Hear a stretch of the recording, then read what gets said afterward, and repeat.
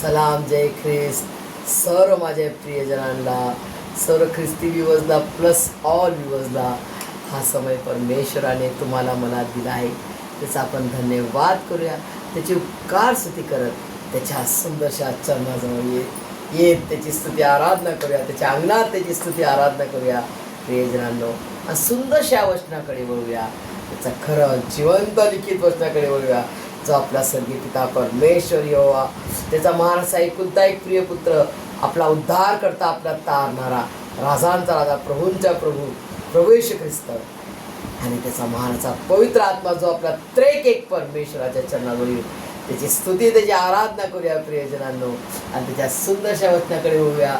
आजचं वचन आहे मत्ती वर्तमानेचा 13वा अध्याय 24 ते 30 आणि 36 ते 43, 24 to 30, 36 to 43.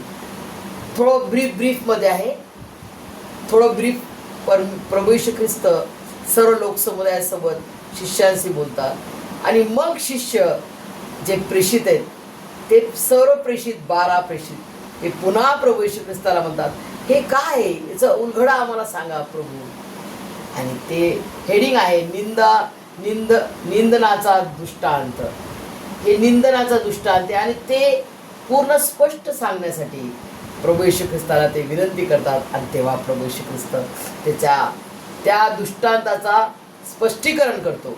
इतकं सुंदर वचन आहे, तुम्ही वाचाल ना, तुम्ही पण याच्यामध्ये इतकं आनंद वाटेल. किती सुंदर वचन. प्रभू येशू ख्रिस्त किती सुंदर रीतीनं स्वर्गाचे राज्य कसे आहे आणि स्वर्गाच्या राज्यात कोण जातील ते देखील स्पष्ट एकदम क्लिअर सांगतो. प्रियजनांनो, सुंदरसं वचन आहे बघा, आपण वाचूया. निंदनाच्या दृष्टांताचे स्पष्टीकरण. नंतर तो लोकसमुदायांना निरोप देऊन घरात गेला. तेव्हा त्याचे शिष्य त्याच्याकडे येऊन म्हणाले, शेतातल्या निंदनाच्या दाखल्याची आम्हाला फोड करून सांगा. फोड करून म्हणजे एक एक व्यवस्थित सांगा. ब्रीफ म्हणजे याचं काय अर्थ आहे, याचं काय अर्थ आहे. तेव्हा प्रभू येशू ख्रिस्त त्यांना उत्तर देतो. फर्स्ट, चांगले बी. चांगले बी काय आहे? कोण आहे चांगला बी? चांगले बी मनुष्याचा पुत्र. मनुष्याचा पुत्र कोण? आपला प्रभू येशू ख्रिस्त. चांगला बी, यस, चांगले बी प्रभू येशू ख्रिस्त आहे. शेत हे जग आहे. शेत हे काय? जग आहे. जग म्हणजे मी आणि तुम्ही, आपण जे जगात राहतो ते आपण आहोत. कोण आहोत आपण? जग आहे. शेत आहे आपलं. आपण हे शेत आहोत. शेत म्हणजे जमीन आहोत आपण. आणि चांगले बी हे राज्याचे पुत्र आहेत. चांगले बी काय? राज्याचे पुत्र आहेत. कोणाचे राज्य? स्वर्गाचे राज्य. स्वर्गाचे राज्याचे पुत्र आहेत. बापरे, किती सुंदर आहे बघा. शेत हे जग आहे, आणि याच्यामध्ये शेत हे जग आहे. चांगले बी राज्याचे पुत्र आहेत. राज्याचे पुत्र आहेत. चांगले बी काय? राज्याचे पुत्र आहेत बघा. आणि चांगले बी पुत्र कुठून होतील? मनुष्याच्या पुत्राच्या द्वारे. हा चांगला बी आहे. प्रभू येशू ख्रिस्त हा चांगला बी आहे. त्याच्या चांगल्या बीच्या मधून आपण काय निघणार? राज्याचे, स्वर्गाचे राज्याचे पुत्र आहेत. ते चांगल्या बीच्या द्वारे आपल्या शेतीमध्ये आपण हे शेत आहे ना, जग आणि जगाचं शेती शेत आहोत आपण. तर शेत हे काय? जग आहे. आणि शेत म्हणजे काय? आपली जमीन. आपलं हृदयांतकरण, जीव, आत्मा जमीन आहे. देवाच्या राज्याचे ही जमीन आहे. आणि त्यामध्ये प्रभू येशू ख्रिस्ताचं बी म्हणजे काय? अंकुर आहे ना. अंकुर पहिल्यांदा आपण जमिनीत टाकणार, तेव्हा त्याचं झाड येणार. आणि अंकुर चांगला असेल तरच त्याचं चांगलं बी येणार आहे ना प्रियजनांनो. तर प्रभू येशू ख्रिस्त हा चांगला बी आहे, कारण तो दाविदाचा अंकुर म्हटलं ना. दाविदाचा अंकुर, नीतिमान परमेश्वर, नीतिमत्व आहे. प्रभू येशू ख्रिस्त आपला नीतिमान परमेश्वर आहे. प्रभू येशू ख्रिस्त आपली धार्मिकता आहे, कारण तो खरा आहे. तो जिवंत आहे, तो खरा जिवंत परमेश्वर आहे, तो खरा जिवंत देव आहे प्रियजनांनो. आणि त्याचं बी आपल्यामध्ये, त्याचं पवित्र पवित्र शरीर, त्याचं पवित्र पवित्र जिवंत देवाचं रक्त जेव्हा मी आणि आपण सर्व ग्रहण करतो, ते त्याचं जीवन माझ्यामध्ये आणि आपणा सर्वांमध्ये राहते आणि आपण त्याच्या कृपेच्या जीवनामध्ये वाढतो प्रियजन. आपण त्याच्या कृपेच्या जीवनात वाढतो. जसं गीतमध्ये म्हटलं, नया जीवन येशू में, कृपा जीवन येशू में, पवित्र आत्मा द्वारा. गाणं पण म्हणतो ना प्रियजनांना, त्याचा अर्थ पण आपल्याला समजला पाहिजे. ते समजलं पाहिजे, कारण त्या गीतकाराने जे गीत दिले ते वचनाच्या द्वारे लिहिलेलं आहे आणि ते खरं आहे, ते खरं आहे प्रियजनांनो. म्हणून ते आपल्याला जीवन देते. यस, परमेश्वराचं जे पवित्र पवित्र शरीर, त्याचं पवित्र पवित्र जिवंत देवाचं रक्त जेव्हा आपण ग्रहण करतो, तर त्याचं कृपेचं जीवन आपल्यामध्ये राहते, त्याची कृपा आपल्यामध्ये राहते. त्याच्या शरीर रक्त आपण ग्रहण करतो, तर त्याच्या चांगल्या बीमध्ये आपण वाढतो. त्याचं चांगलं बी फळद्रूप होते आणि आपण फळांनी भरभरून जातो प्रियजनांनो. इतकं सुंदर हे वचन आहे, खूप सुंदर वचन आहे. मला खूप आवडते प्रियजनांना हे वचन प्रियजनां. आणि पुढे बघा किती छान लिहिलेलं आहे. आणि शेत हे जग आहे, चांगले बी हे राज्याचे पुत्र आहे, निंदन हे त्या दुष्टाचे पुत्र आहे. निंदन काय? दुष्ट, तो सैतान, जो सैतान पेरणारा जो आहे ना, दुष्ट सैतान, तो निंदन आहे प्रियजनांनो. आणि कापणी काय? युगाची समाप्ती आहे. समाप्ती म्हणजे ज्याचं कापणी करून टाकणार. आपण जेव्हा शेती लावतो आणि जेव्हा कापणीचा समय येतो, तेव्हा चांगलं चांगलं काढून कापतो आणि जे खराब आहे त्याला जाळून टाकतो आहे ना. जे खराब आहे, गवत आहे, निंदन आहे, ते आपण जाळून टाकतो. तर तसा परमेश्वराचं स्वर्गाचं राज्य असं आहे की जेव्हा प्रभू येशू ख्रिस्त येईल, तेव्हा त्याचे जे आहेत, ते चांगलं बी आहे ते तो बरोबर गोळा करेल, तो जमा करेल बरोबर. आणि जे निंदन आहे ते पेरणारा बी वैरी हा सैतान आहे. कापणी ही युगाची समाप्ती आहे आणि कापणारे हे देवदूत आहेत. देवाचे देवदूत हे कापणारे आहेत, कापणी करणारे प्रियजनांनो, कापणी करणारे देवाचे देवदूत आहेत. आणि नीतिमान कसे राहतील प्रियजनांनो?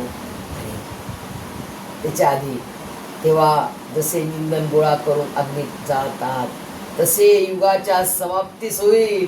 बघा, जसं मी आता म्हटलं, जे केर कचरा कुसळ आहे त्याला कापून छाटून आपण काय करतो, वेगळं जमा करतो आणि त्याला जाळून टाकतो. आणि जे चांगलं धान्य आहे, जे चांगलं धान्य आलेलं आहे आपलं, तर ते धान्य आपण बरोबर कोठारात जमा करतो आणि मग त्याची विक्री करतो. हे झालं जगिक दृष्टी, जगातलं सांगितलं. परंतु परमेश्वराचं कसं आहे? परमेश्वराचं जेव्हा येणं होईल तेव्हा त्याची कापणी जेव्हा होईल, तर ती कापणी देवदूत करतील आणि या युगाची ती समाप्ती होणार प्रियजनांनो. आणि जेव्हा युगाची समाप्ती होईल, तेव्हा जे केर कचरा कुसळ आणि निंदन आहे, तो दुष्ट सैतान आणि त्याच्या सर्व दुष्ट लोक, दुष्ट सैतानाचे सर्व, त्यांना अग्नीच्या भट्टीत टाकतील. तिथे रडणे व दात खाणे चालणार प्रियजनांनो. बघा, असा आहे या युगाची समाप्ती. आणि नंतर मग जो नीतिमान जो आहे, जो चांगल्या बी पासून, प्रभू येशू ख्रिस्तापासून जो जन्मला आहे, तो राज्याचे पुत्र आहेत आणि ते नीतिमान होतील. त्यांना नीतिमान म्हटलेलं आहे. आणि ते कसे सूर्यासारखे, सूर्याचा प्रकाश कसा असतो, लखलखीत. आपण असं पाहिलं की आपले डोळे मिसमिसतात. बापरे, एकदम असा सूर्य एकटकाने आपण पाहू नाही शकत, किती त्याचा प्रकाश असतो. तर परमेश्वराचा प्रकाश त्यामुळे 7 पटीने, म्हणजे किती प्रकाशित परमेश्वर आपला, किती प्रकाशाने भरलेला, किती महिमाने भरलेला परमेश्वर आपला प्रियजनांनो. आणि त्याचा सूर्यासारखा प्रकाश, आपल्या प्रकाश त्याचा प्रकाश कसा असेल, सूर्यासारख्या प्रकाशासारखा आपण परमेश्वराच्या संगती जाऊ प्रियजनांनो. असा आहे हा शेवट आपला, या युगाचा शेवट हा आहे प्रियजनांनो. या युगाची समाप्ती तसे युगाच्या समाप्तीस होईल. असं आहे परमेश्वराची ही युगाची समाप्तीच. आणि त्याच्यानंतर मग परमेश्वर आपल्याला नवीन आकाश नवीन पृथ्वी बनवणार आणि नवीन यरूशलेम आणि त्यामध्ये आपण सर्व आपल्या पवित्र त्रेक एक परमेश्वराच्या सहवासात युगानुयुग राहू प्रियजनांनो. केवढं मोठं भविष्य आपल्यासाठी परमेश्वराने ठेवलेलं आहे प्रियजनांनो. बघा, जो मनुष्याचा पुत्र, बघा स्वतःला परमेश्वर किती लीन आणि नम्र, मनुष्याचा पुत्र. जेव्हा की तो पाहायला गेला तर मनुष्याचा पुत्र होता का? नाही, तो देवाचा पुत्र आहे. परंतु त्याने मनुष्यामध्ये जन्म घेतला. धन्य माता केलं मर्याबाईला, धन्य स्त्रियांमध्ये केलं प्रियजनांनो. जी की कुमारिका होती, मर्याबाई. आणि त्या कुमारिका मर्याला परमेश्वराने, स्वर्गीय पिता परमेश्वर योहाने महान अशा पवित्र आत्म्याच्या द्वारे प्रभू येशू ख्रिस्ताचा जन्म झाला प्रियजनांनो. आणि किती अद्भुत त्याचा जन्म, किती अद्भुत त्याचा तारा. आणि 3 मागे लोक शोधत निघाले, हेरोद राजाकडे गेले. अरे, इस्रायलाचा राजा, यहूदांचा राजा कुठे जन्मला आहे? आम्हाला भविष्यवाणी, त्यांना पूर्ण संदेश, पूर्ण बायबल त्यांना माहीत होतं की कुठे यहूदाचा राजा जन्मला आहे. आम्ही जाणार, त्याचं दर्शन घेणार प्रियजनांनो. आणि त्यांनी 3 भेटवस्तू बरोबर तिघांनी रेडी पोझिशन त्यांची होती प्रियजनांनो, बरोबर त्यांनी सोबत घेतले प्रियजनांनो. इतका सुंदर परमेश्वराचा प्रभू येशू ख्रिस्ताचा जन्म किती अद्भुत आहे. आणि अद्भुत त्याला दिलेले जे गिफ्ट त्यांनी आणले मागी लोकांनी, ज्ञानी लोकांनी. मागी म्हणजे काय? ज्ञानी. किती ज्ञान होतं त्यांना प्रियजनांनो. बरोबर ते आले प्रभू येशू ख्रिस्ताच्या बरोबर त्या अद्भुत तारा जो होता त्या ताऱ्याला बघून बरोबर ते आले. आणि त्यांनी प्रभू येशू ख्रिस्ताला नमन केला आणि त्याला राजा म्हणून सोने दिले. आणि त्याच्या कार्याचा ऊद सर्व जगात पसरत आहे, सर्व कानाकोपऱ्यात पसरत आहे. त्याच्या प्रियजनांनो, त्याचा जो गंधरस जो मेल्या मृत शरीराला लावतात, तो देखील बलिदानाचा गंधरस सर्व जगात पसरत आहे. की प्रभू येशू ख्रिस्ताने त्या क्रूसखांबावर प्राण दिला, तो गाडले गेला आणि तो पुन्हा जिवंत झाला. 3ऱ्या दिवशी जिवंत झाला. आणि तो 40 दिवस या पृथ्वीवर राहिला शिष्यांमध्ये. त्यांनी अन्न खाल्ले आणि मग 50व्या दिवशी स्वर्गारोहण झाला. 50वा दिवस प्रियजनांनो. 40व्या दिवशी प्रभू येशू ख्रिस्ताचा स्वर्गारोहण झाला. आणि 50व्या दिवशी पेंटिकोस्ट म्हटलेला दिवस, त्या दिवशी आपल्याला त्याचा महान असा पवित्र आत्मा जिवंत प्रेषितांना लाभला आणि त्याच्याद्वारे आम्हापर्यंत आलेला आहे प्रियजनांनो. जो महान असा पवित्र आत्मा जिवंत प्रेषितांच्या द्वारे आम्हाला दिलेला आहे, तो छाती ठोकपणे म्हणतो, येशू मसीह माझा प्रभू आहे, येशू मसीह माझा प्रभू आहे. जय जय प्रभू येशू की, राजांचा राजा, प्रभूंचा प्रभू, माझ्या प्रभू येशू ख्रिस्त की जय. प्रियजनांनो, आपल्याला आता ही तयारी आहे आपली की आपल्याला प्रकाशाचे देव जो प्रभू येशू ख्रिस्त जो आपला प्रकाश आहे, त्या प्रकाशाचे आपण लेकर आहोत. तर आपल्याला आपलं जीवन कसं जगलं पाहिजे, आपलं जीवन कसं पाहिजे? पवित्र, शुद्ध, जशी ती 5 शहाण्या कुमाऱ्या प्रियजनांनो, जे वधू आत्मे होती, वधू आत्म्यानं आपला प्रभू येशू ख्रिस्त वर आहे, आपल्या आत्म्याचा वर येतो आणि तो येणार आहे आपल्याला नेण्यासाठी. आपल्याला वधू आत्मे म्हणून तयार व्हायचंय प्रियजनांनो. पहिलं प्रभू येशू ख्रिस्ताचं आगमन झालं, त्यांनी जन्म घेतला आणि त्याचं पवित्र बलिदान झालं, त्याचा स्वर्गारोहण झालं. आणि आता प्रभू येशू ख्रिस्त येईल तर तो आपल्या वधू आत्म्याला नेण्यासाठी येणार आहे प्रियजनांनो. त्याची तयारी तुम्हाला मला करायची आहे. आणि जेणेकरून आपण जेव्हा तयार होऊ तेव्हा आपल्याला प्रियजनांनो इतकी सुंदर ती वधू आत्मी व्हायची आहेत आपल्याला. प्रियजनांनो, सुंदरसं फोटो आहे माझ्याकडं. प्रियजनांनो, हे बघा,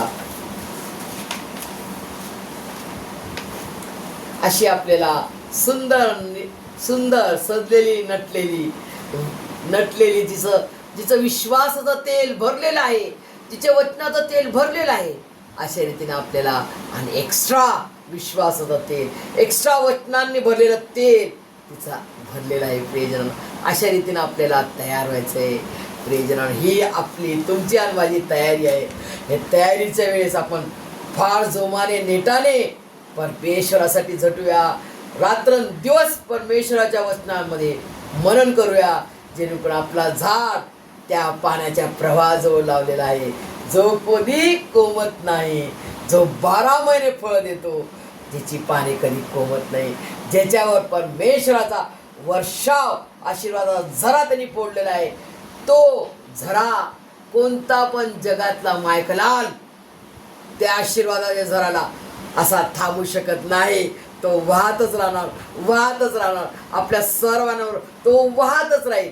आणि तुम्ही म्हणसाल बस देवा, नाही, तशी आपली आई आपल्याला म्हणते ना, खा बेटा 2 घास, अजून थोडे 2 घास खा, प्रेमाचा घास खा, शरीरात भरभरून. तर तो आपला खरा आई बाप आहे. जेव्हा आपली जगी काय आपल्यावर एवढं प्रेम करते, तर तो आपला स्वर्गीय पिता परमेश्वर यहोवा, आपला महान असा राजांचा राजा, प्रभूंचा प्रभू येशू ख्रिस्त आपल्यावर किती प्रीती करतो. प्रियजनांनो, भरभरून आशीर्वादाने भरभरून काढतो आपल्याला. तुम्हाला आणि मला फक्त काय करायचं, विश्वास धरायचा, वचनाची घोषणा करायची आणि परमेश्वराला सन्मान द्यायचा, त्याच्या वचनाचा सन्मान करायचा आहे. त्याच्या वचनाला केर कचरा कुसळ नका समजू. प्रियजनांनो, दगड नका समजू. त्याच्या वचनाला उंच करणारं, त्याच्या वचनाचं मनन करणारं आणि ते वचन हृदयांतकरणात साठवून त्याप्रमाणे जीवन जगायचंय, तर आपण त्याच्या संगती आपण जाऊ शकतो. प्रियजनांनो, मनुष्याचा पुत्र प्रभू येशू ख्रिस्त आपल्या राज्याचे पुत्र आपल्याला व्हायचंय, तर त्याचं चांगलं बी, तो आपला चांगला परमेश्वर आहे, त्याचं चांगलं बी माझ्यामध्ये आणि आपल्या सर्वांमध्ये भरभरून काढो. परमेश्वर तुम्हाला मला त्याच्या आशीर्वादाने भरभरून काढो. आमेन.